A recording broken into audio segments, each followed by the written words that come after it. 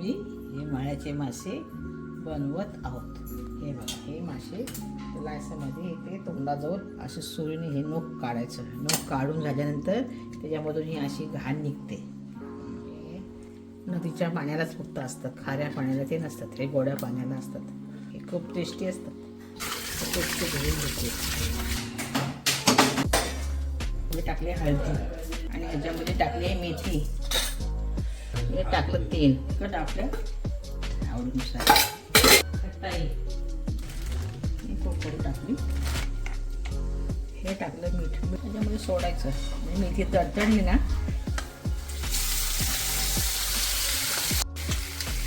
पाणी पण ह्याच्यामध्ये कमी प्रमाणात टाकायचं.